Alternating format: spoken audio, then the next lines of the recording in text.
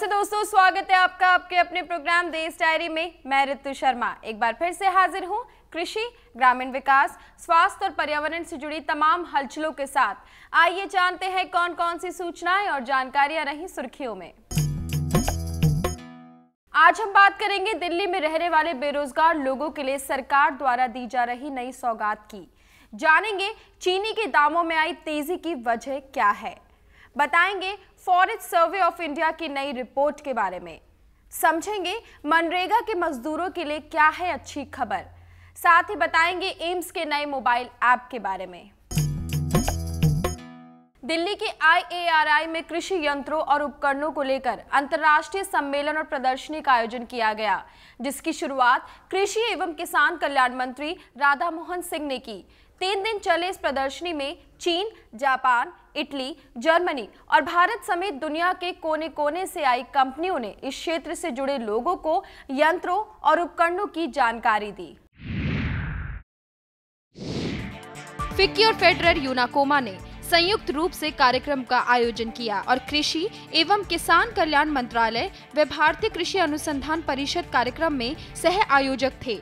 कार्यक्रम की शुरुआत करते हुए कृषि एवं किसान कल्याण मंत्री राधा मोहन सिंह ने भारत में विदेशी कंपनियों का स्वागत करते हुए तकनीक पर विशेष जोर देते हुए कहा कि विदेशों की अपेक्षा हमारे खेतों की पैदावार कम है, इसको बढ़ाना हमारा लक्ष्य है।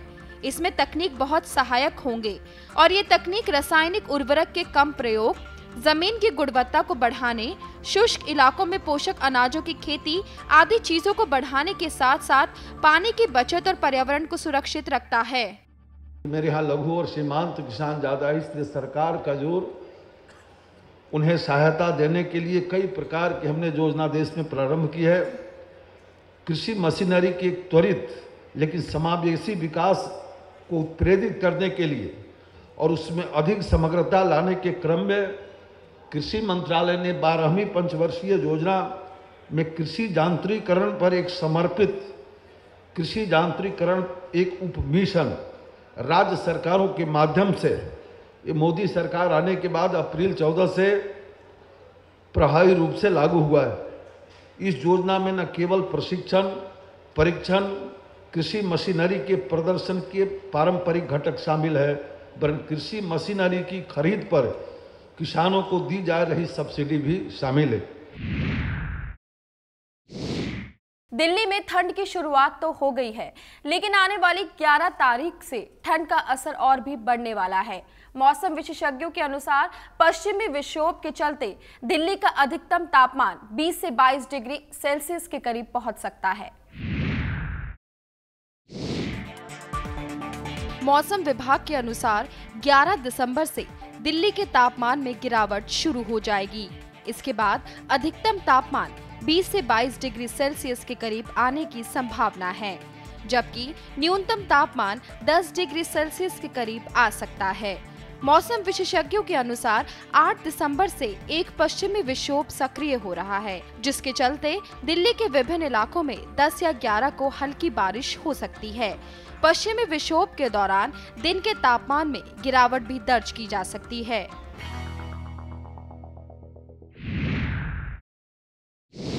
अगर आप दिल्ली में रहते हैं और बेरोजगार हैं, तो ये खबर आपके लिए फायदेमंद है। जल्दी दिल्ली सरकार दिल्ली वासियों के लिए 20,000 सरकारी नौकरियों का आगाज करने वाली है। दिल्ली में जल्द ही 20,000 से अधिक भर्तियों का रास्ता खुलेगा। ये पद विभिन्न सरकारी संस्थानों में खाली हैं। फिलहाल सरकार इन जगहों पर ठेके के कर्मचारियों से काम ले रही है। दिल्ली के मुख्यमंत्री अरविंद केजरीवाल ने बताया कि सरकारी अस्पतालों और स्कूलों में काम कर रहे कर्मचारियों को पक्का करने की नीति तैयार हो गई है। इसे कैबिनेट ने मंजूरी दे दी है और जल्द ही दिल्ली सरकार इनके लिए भर्तियों की शुरुआत करेगी। इस पॉलिसी का सीधा लाभ गेस्ट अध्यापकों, नर्स और डॉक्टर्स को मिलेगा। कम बारिश के कारण चीनी के दामों में अभी से तेजी देखी जा रही है। दिल्ली सहित दूसरे राज्यों में भी चीनी के लिए कोई स्टॉक सीमा नहीं है, जिसके कारण दालों की जमाखोरी के बाद देश में चीनी की जमाखोरी के मामले भी देखे जा सकते हैं। दाल की तरह अगले 2-3 महीनों में चीनी के दाम में तेजी की संभावना को देखते हुए इसकी जमाखोरी की आशंका व्यक्त की जा रही है। दिल्ली और कई राज्यों में अभी चीनी के लिए कोई स्टॉक सीमा नहीं है। चीनी उत्पादन में सबसे आगे महाराष्ट्र में भी इस साल गन्ने के उत्पादन में कम बारिश की वजह से 30 से 40% की गिरावट की आशंका है। हालांकि 2015-16 के चीनी सीजन में अब तक चीनी का उत्पादन पिछले साल के मुकाबले अधिक हुआ है, लेकिन ये बढ़ोतरी चीनी की पेराई दूसरे साल की तुलना में पहले शुरू होने की वजह से है। इंडियन शुगर्स मिल एसोसिएशन इस्मा की तरफ से पिछले साल के मुकाबले चीनी के उत्पादन में पहले ही गिरावट की आशंका जाहिर की जा चुकी है। भले ही बिहार को देश का पिछड़ा राज्य कहा जाता है, लेकिन एक रिपोर्ट के अनुसार बिहार देश में सबसे तेजी से विकास कर रहा है।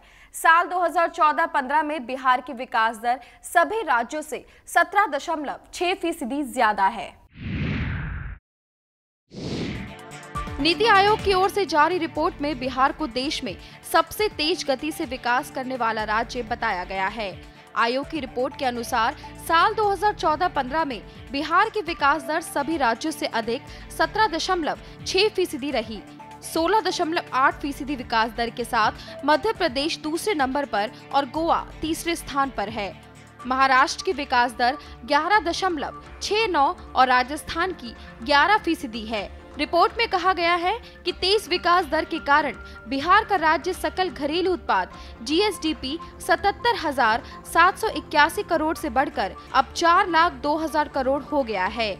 जीएसडीपी में छत्तीसगढ़, जम्मू कश्मीर, अरुणाचल प्रदेश, झारखंड, ओडिशा, नागालैंड, पंजाब और उत्तराखंड को बिहार ने पीछे छोड़ दिया है, तो वहीं हरियाणा, मध्य प्रदेश और राजस्थान जैसे राज्यों के करीब आ पहुंचा है।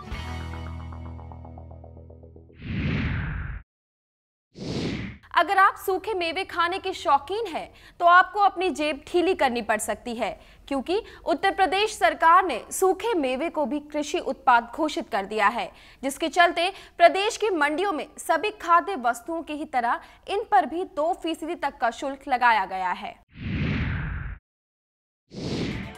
उत्तर प्रदेश सरकार ने राजमा, खाद्य तेलों, छुहारा, बादाम, किशमिश सहित कई प्रकार की मेवा पर मंडी शुल्क लगाने का फैसला किया है। इसके लिए कृषि मंडी अधिनियम में संशोधन कर इन्हें कृषि उत्पाद घोषित किया गया है। कृषि उत्पाद घोषित न होने के कारण इन वस्तुओं पर अभी तक मंडी शुल्क नहीं लगता था। प्रदेश में अब सूखे मेवे के साथ ही खाद्य तेलों, काली मिर्च, राजमा, चेरी और मशरूम की बिक्री पर अब 2% मंडी शुल्क लगेगा। सरकार का तर्क है कि इन वस्तुओं को बड़े पैमाने पर मंडी क्षेत्र में कारोबार किया जाता है, पर कृषि उत्पादन न घोषित होने के कारण इन पर मंडी शुल्क नहीं लगता है। इससे मंडी समितियों को नुकसान होता है, इसलिए अब इन वस्तुओं को कृषि उत्पाद घोषित करते हुए मंडी शुल्क के दायरे में लाने का फैसला किया गया है। प्रतिकूल मौसम से जहां रबी फसलों की बुआई में कमी आई है, वहीं मौसम की बेईमानी से फसलों पर संकट के बादल घिरते नजर आ रहे हैं, जिसका असर गेहूं, दलहन से लेकर सब्जी की सभी फसलों पर पड़ सकता है। खराब मौसम से गेहूं से लेकर दलहन तक की फसलों पर खतरे के बादल मंडरा रहे हैं। किसानों के साथ कृषि मंत्रालय ने भी इस बात को स्वीकारा है।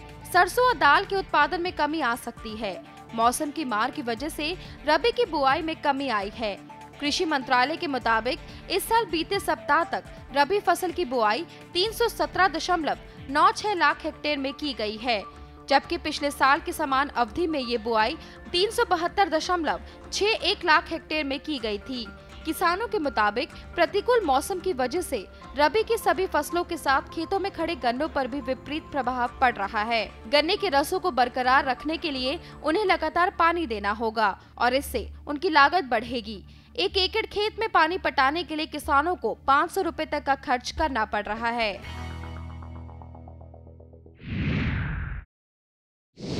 फिलहाल यहाँ पर रुकते एक छोटे से ब्रेक के लिए। ब्रेक के बाद भी हमारी ये चर्चा जारी रहेगी।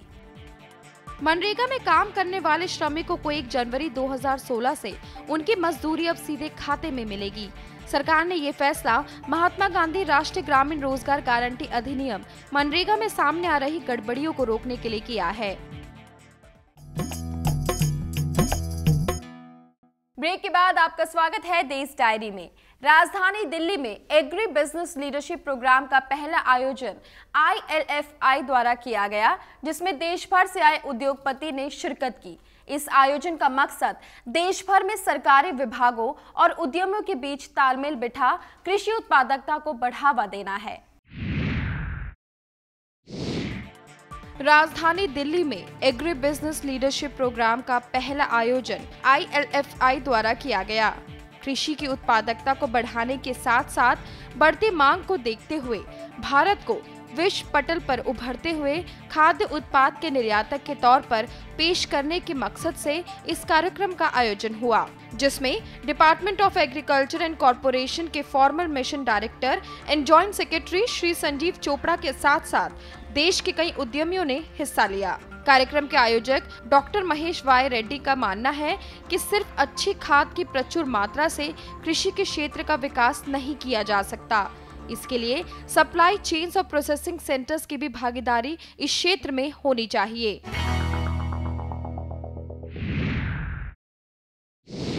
एक तरफ जहां देश में बढ़ते प्रदूषण के आंकड़ों के मामलों में इजाफा देखा जा रहा है, वहीं पर्यावरण से जुड़ी एक अच्छी खबर जारी हुई है। फॉरेस्ट सर्वे ऑफ इंडिया ने अपने एक रिपोर्ट में देश में जंगलों का दायरा बढ़ने का दावा किया है। देश में बढ़ते प्रदूषण के बीच राहत की खबर है। पर्यावरण मंत्री प्रकाश जावड़ेकर ने देश में वनों की स्थिति पर जारी 14वीं रिपोर्ट को पेश करते हुए कहा है कि इस समय देश के 7,01,673 वर्ग किलोमीटर क्षेत्र में जंगल हैं। ये देश के कुल भूभाग का 21.4% है। इसी तरह देश की ट्री कवर 92,572 वर्ग किलोमीटर है। बीते 2 सालों में देश की फॉरेस्ट और ट्री कवर में जो बढ़ोतरी हुई है वह 37 करोड़ टन कार्बन डाइऑक्साइड को खत्म कर सकती है। इस रिपोर्ट को तैयार करने में सैटेलाइट्स और लेटेस्ट टेक्नोलॉजी की मदद ली गई है। इसे फॉरेस्ट सर्वे ऑफ इंडिया ने तैयार किया है।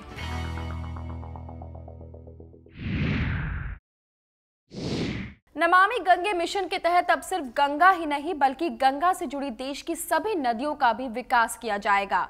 साथ ही इस मिशन को सफल बनाने में भारतीय रेलवे भी अपना सहयोग देने वाला है।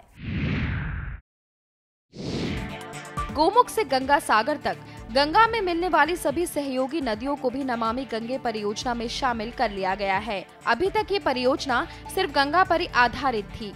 अब गंगा के साथ यूपी, बिहार, झारखंड और पश्चिम बंगाल की नदियों का भी विकास किया जाएगा। साथ ही रेल मंत्री सुरेश प्रभु, जल संसाधन मंत्री, नदी विकास एवं गंगा संरक्षण मंत्री उमा भारती और रेल राज्य मंत्री मनोज सिन्हा की मौजूदगी में रेलवे बोर्ड ने कार्यकारी निदेशक AK सचान और राष्ट्रीय गंगा स्वच्छता मिशन के अतिरिक्त मिशन निदेशक पुष्कल उपाध्याय ने नमामि गंगे मिशन में भारतीय रेल और राष्ट्रीय गंगा स्वच्छता मिशन ने हाथ मिलाया है। इसके तहत गंगा, यमुना एवं उनके सहायक नदियों में गिरने वाले नालों के पानी के ट्रीटमेंट प्लांट से साफ किए गए पानी को रेलवे स्टेशनों और अन्य रेल परिसरों की साफ सफाई और बागवानी में इस्तेमाल किया जाएगा।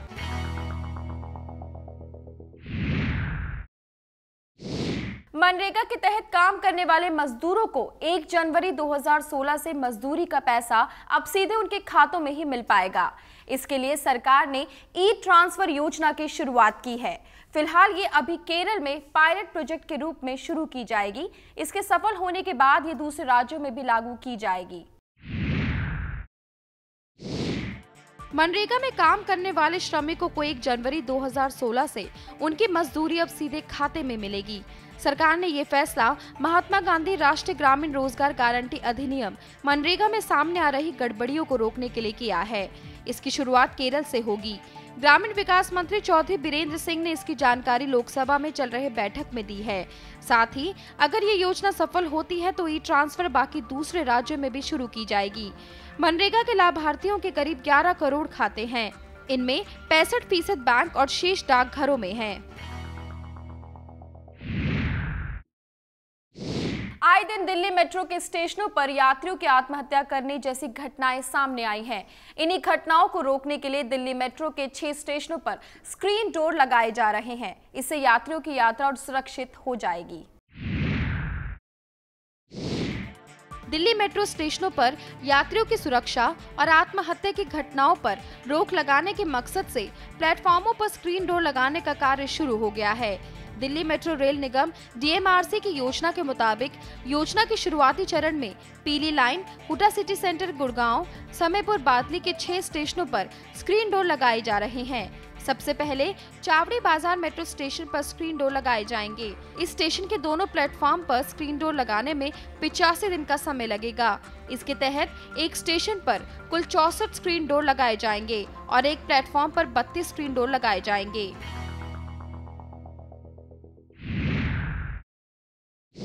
अगले कुछ दिनों में हो सकता है कि पूरे देश में 15 साल से पुराने वाहनों, ट्रक और बसों पर प्रतिबंध लग जाए। इस विषय पर सड़क परिवहन एवं राजमार्ग मंत्रालय ने विचार किया है, लेकिन इसका अंतिम फैसला सड़क परिवहन एवं राजमार्ग मंत्री नितिन गडकरी लेने वाले हैं।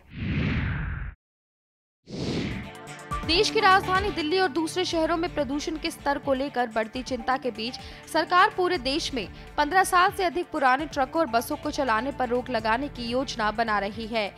सड़क परिवहन एवं राजमार्ग मंत्रालय ने मामले में विचार विमर्श शुरू किया है और मंत्री नितिन गडकरी द्वारा प्रस्ताव के परिणाम की समीक्षा के बाद अंतिम निर्णय किए जाने की संभावना है। सुरक्षा और पर्यावरण में प्रदूषण को लेकर बढ़ती चिंता के मद्देनजर सभी प्रकार के वाणिज्यिक वाहनों पर प्रतिबंध लगाने का प्रस्ताव है, चाहे उनके पास राष्ट्रीय परमिट हो या ना हो। माना जा रहा है कि ऐसा करने से कहीं न कहीं पर्यावरण को प्रदूषण से मुक्त किया जा सकेगा। रेल से यात्रा करने वाले यात्रियों के लिए जरूरी सूचना। अब अगर आपके साथ 12 साल तक की उम्र का बच्चा सफर कर रहा है तो अब आपको उसका टिकट लेना भी अनिवार्य होगा। अभी तक रेलगाड़ियों में 12 साल से कम उम्र के बच्चों को आधे किराए में ही पूरी सीट मिलती रही है, लेकिन रेल मंत्रालय ने फैसला किया है कि बच्चों को अगर सीट चाहिए तो उसके लिए भी बड़े व्यक्ति के समान पूरा किराया देना होगा, लेकिन अगर सीट नहीं चाहिए तो आधा किराया देकर सफर किया जा सकता है। इस बारे में फैसला हो चुका है और इसे 10 अप्रैल 2016 से लागू किया जाएगा।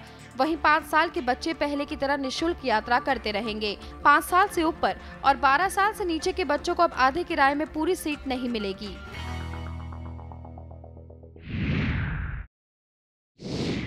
फिलहाल दोस्तों यहाँ रुकते एक और छोटे से ब्रेक के लिए। ब्रेक के बाद हम आपको बताएंगे एम्स के नए मोबाइल ऐप के बारे में। राजधानी दिल्ली में यातायात नियमों की अनदेखी के मामलों पर लगाम लगाने के लिए दिल्ली यातायात पुलिस ने नई स्कीम लॉन्च की है। अब यातायात नियमों का उल्लंघन करने वालों की फोटो और वीडियो देने वालों को पुलिस इनाम देगी। ब्रेक के बाद एक बार फिर से आप सभी का स्वागत है देश डायरी में। उत्तर प्रदेश को कुपोषण मुक्त बनाने के लिए प्रदेश सरकार ने कनाडा से हाथ मिलाया है, जिसके तहत 5 साल के लिए एक सही शुरुआत कार्यक्रम का आगाज किया गया है, जिसमें 14 लाख नवजात शिशुओं और उनकी माताओं को सेवाएं दी जाएंगी। कुपोषण से जंग के लिए उत्तर प्रदेश ने कनाडा से हाथ मिलाया है। 5 साल तक चलने वाले इस विशेष कार्यक्रम, जिसका नाम एक सही शुरुआत में 1.7 करोड़ महिलाओं, बच्चों और किशोरियों की चिंता की जाएगी। कनाडा के उप उच्चायुक्त जेस डटन के सामने इस साझेदारी को अंतिम रूप दिया गया है। उत्तर प्रदेश में विशेष अभियान चलाकर 14 लाख अति कुपोषित बच्चे चिन्हित किए गए हैं। साल 2020 तक प्रदेश के 18 जिलों में इस कार्यक्रम के तहत सुविधाएं दी जाएंगी।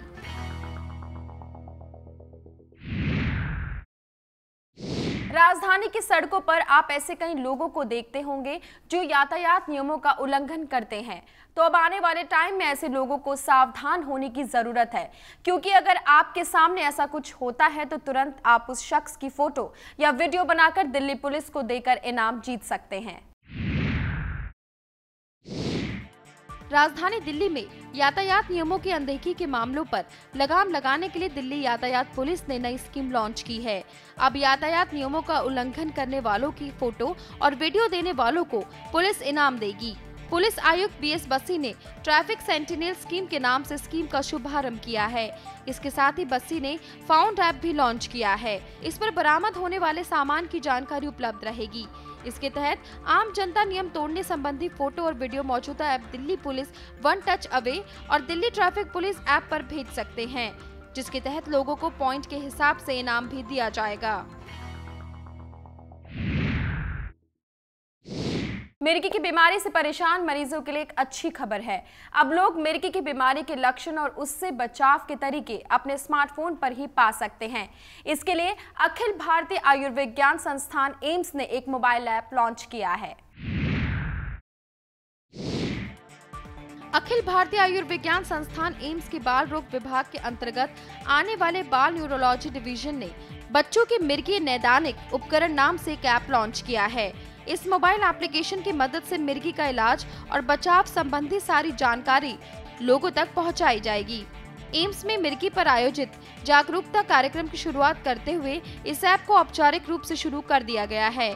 इस अवसर पर एम्स में बीमारी के शिकार बच्चों के लिए चित्रकला प्रतियोगिता का भी आयोजन किया गया।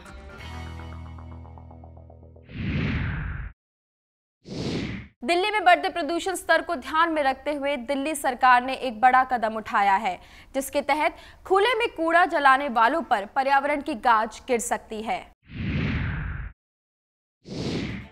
दिल्ली में प्रदूषण के निरंतर बढ़ने का हवाला देते हुए इसके खतरनाक स्तर पर पहुंचने के मद्देनजर दिल्ली सरकार ने एक बार फिर सभी निकाय संस्थाओं और डीडीए को पत्र लिखकर ये कहा है कि वे खुले में अपशिष्ट पदार्थों को जलाने पर नजर रखें। दिल्ली पर्यावरण विभाग ने सभी एमसीडी के आयुक्तों, एनडीएमसी, दिल्ली कैंटोनमेंट बोर्ड और डीडीए को अलग अलग पत्र लिखकर इस संबंध में एनजीटी के आदेश का उल्लंघन करने वालों के खिलाफ उन्हें तत्काल और कड़ी कार्यवाही करने के साथ ही इन पर जुर्माना लगाने का भी निर्देश दिया है।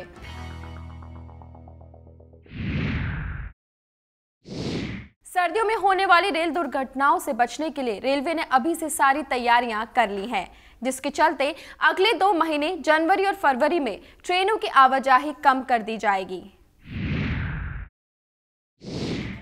उत्तर भारत में कोहरे के कहर के चलते जनवरी-फरवरी में 450 से अधिक ट्रेनों की फ्रीक्वेंसी कम की जाएगी। रेलवे के मुताबिक प्रभावित होने वाली ट्रेनों में राजधानी, शताब्दी सहित कई महत्वपूर्ण ट्रेनें शामिल हैं। योजना के मुताबिक 8 जनवरी से 28 फरवरी के बीच इन ट्रेनों की आवाजाही सप्ताह में 1 से 3 दिन कम की जाएगी। हालांकि पिछले साल के विपरीत इस साल किसी भी शताब्दी या राजधानी ट्रेन को निरस्त नहीं किया गया है। रेलवे के मुताबिक केवल उन्हीं ट्रेनों की आवाजाही कम की गई है जो प्रतिदिन चलती हैं या सप्ताह में 4 दिन से अधिक चलती हैं। इन ट्रेनों का ट्रिप सप्ताह में 1 से 3 दिन तक कम होगा।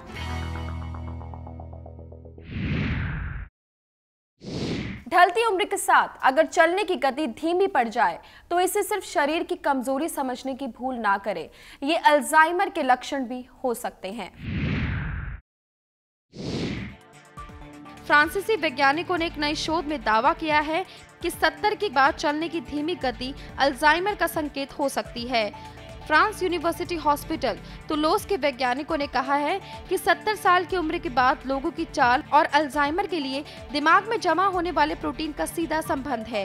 साथ ही अल्जाइमर के लक्षण याददाश्त का कमजोर होने के साथ ही आंखों की कमजोर होती रोशनी और मंद चाल भी इस बीमारी के लक्षण हो सकते हैं।